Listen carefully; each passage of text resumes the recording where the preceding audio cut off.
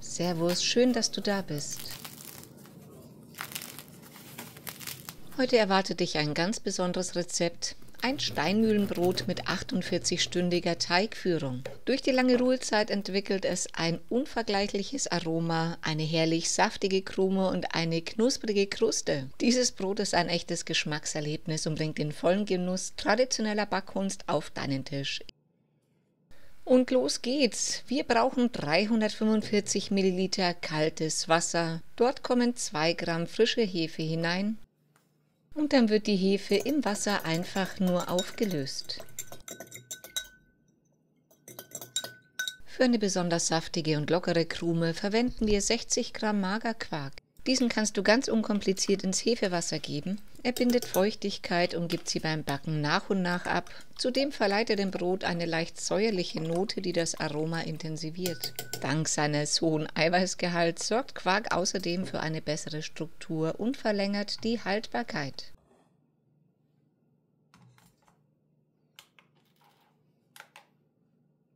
Als nächstes geben wir 500 Gramm hochwertiges Weizenmehl Typ 1050 dazu. Es sorgt für ein kräftiges Aroma im Brot.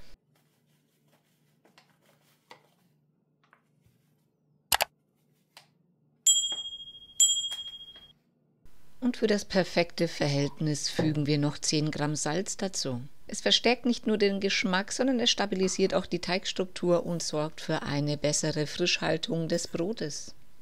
Vermenge das Mehl mit dem Salz gründlich und forme in der Mitte eine Mulde, damit das Hefewasser auch gleichmäßig eingearbeitet werden kann.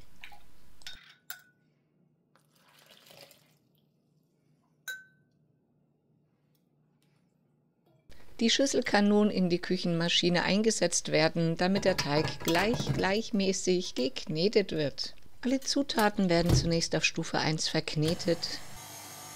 Sobald sich Mehl und Wasser verbunden haben, wird der Teig auf Stufe 2 für etwa 10 Minuten weiter geknetet, bis er auf jeden Fall geschmeidig und auch elastisch ist.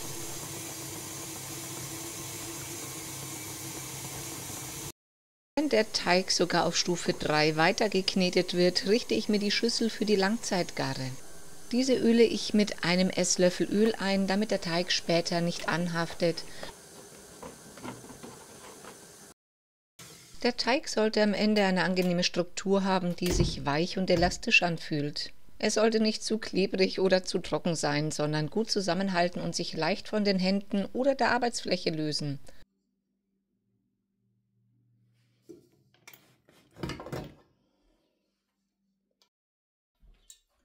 Zu guter Letzt kommt der Teig dann in die geölte Schüssel. Dieser kann ruhig noch etwas kleben. Dann lasse ihn je nach Temperatur für etwa 30 bis 45 Minuten bei Raumtemperatur gehen. Als Richtwert ist zu sagen, bei Temperaturen unter 22 Grad sollte er 45 Minuten gehen und bei höheren reichen 30 aus, damit der Teig an Volumen zulegen kann.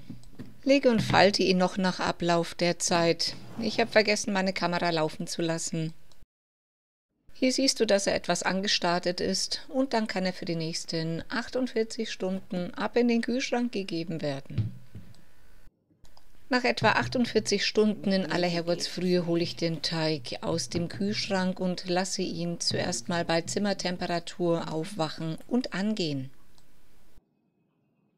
Nach etwa 2 Stunden ist der Teig dann bereit zur weiteren Verarbeitung und sollte herrlich nach frischer Hefe riechen. Nun bemehlst du ganz einfach deine Arbeitsfläche und natürlich kommt der Teig dann auch darauf.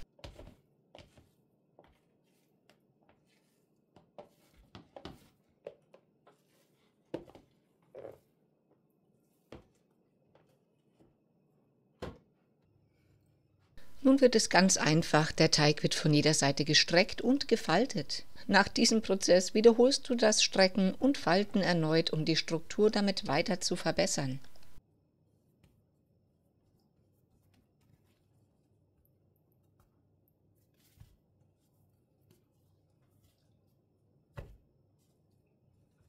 Und dann kannst du dir auch bereits deinen Teigling drehen.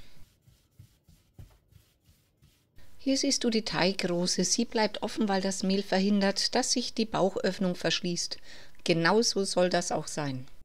Nun benötigst du dein Gärkörbchen, bemähst dieses leicht, damit der Teigling nicht darin kleben bleibt. Und dann, wie soll es anders sein, kommt der Teigling natürlich mit der geöffneten Rose nach unten hinein. Bemehle ihn noch ein wenig von oben und dann kann er ruhig für die nächsten 30 bis 40 Minuten nochmal in der sogenannten Stockgare gehen und die Hefe nochmal ein wenig ihre Arbeit tun. In der Zwischenzeit kannst du den Backofen auf 240 Grad vorheizen, ebenso wie dein Backblech. Ich verwende zusätzlich meine gusseiserne Pfanne, damit das Brot mit Dampf gebacken wird. Stelle zusätzlich eine Schüssel mit heißem Wasser in den Backofen.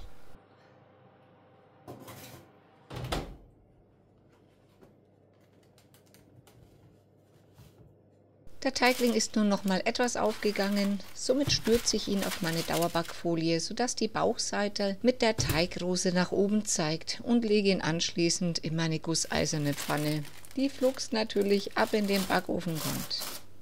Und direkt nach dem Einschub wird die Hitze auf 200 Grad reduziert. Lasse es für 30 Minuten mit Dampf und 20 Minuten ohne Dampf knusprig ausbacken. So kommt das Brot dann wunderbar herrlich duftend nach insgesamt 50 Minuten aus dem Backofen. Führe sogleich die Klopfprobe durch, denn nur wenn sich das Brot wohl anhört, dann ist es durch und auch fertig gebacken.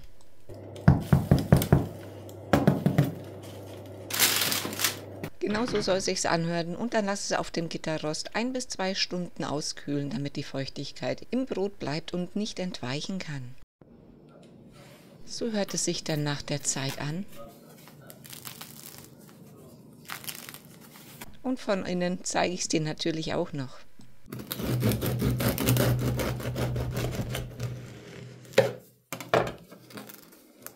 Wie du siehst, hat das Brot eine wunderbar lockere Krume und ist durch die lange Teigführung vor allen Dingen besonders bekömmlich.